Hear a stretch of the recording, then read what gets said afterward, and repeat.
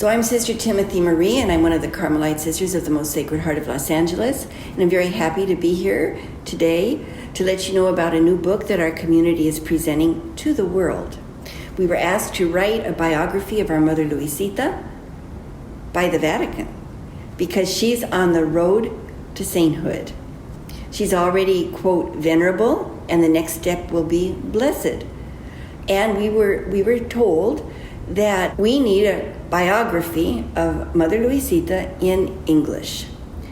So actually there are two. I've really gotten to know her very well, honestly. I'm not kidding. I mean, so many days, weeks and months, we have been very intimately involved in going over what I'm trying to find were the thoughts of her heart and her very special, amazing relationship with our Lord and her beautiful, beautiful way of remaining in the presence of God, even when a religious persecution, a revolution, torture and death of friends, all the bad things you can think of happened. She wanted to start a community of sisters, and there were nothing really but stumbling blocks the whole way.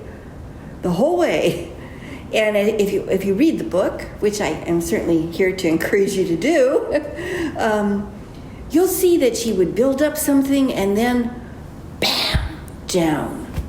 And she'd rebuild it with a group of sisters.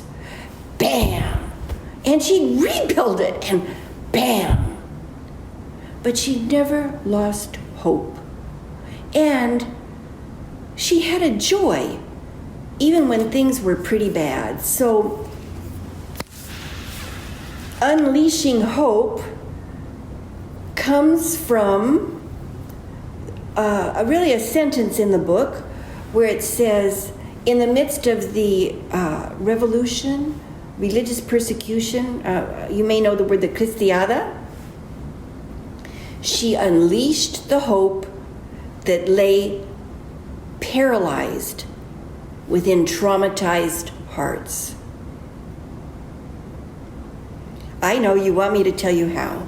Well, I'm not going to. You're going to have to buy Unleashing Hope, and we have a pre-sale. The Carmelite Sisters are starting a pre-sale of the book, and I just want to use this opportunity to thank Sophia Press for inviting us to publish it through them. And they also published, if you haven't read, In the Face of Darkness. It's here beside me. In the Face of Darkness is great. It's a popular, fast read. I enjoyed writing it so much, and the people who've read it, many of them have said they couldn't stop. It's a page turner. It's like a whodunit because there's so much intrigue, actually.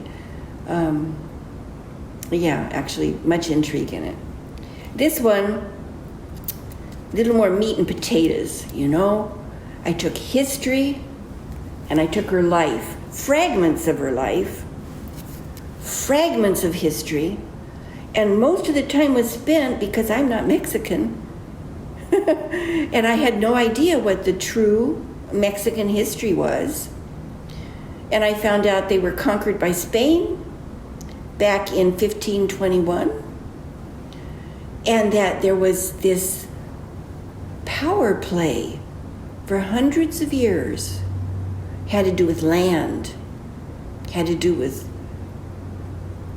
the hacienda system, and the people doomed the peasants, the campesinos, to work over and over and over again, generation after generation.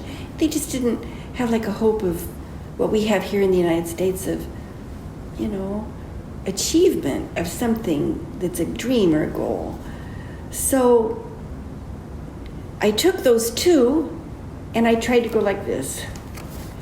And it's not so easy to try to get a balanced picture of something like that. So at the very beginning, there's a very important sentence. It says, this telling of the life story of Mother Luisita is told solely from the point of view of Mother Luisita, the Carmelite sisters, and the people of the town of Atotonilco El Alto, Jalisco, Mexico, during the time of revolution and persecution. Oh, I hope this whet your appetites. It's needed. And I'd like to end with the quote that is actually in the book. It's a quote of Mother Luisita. It begins the book.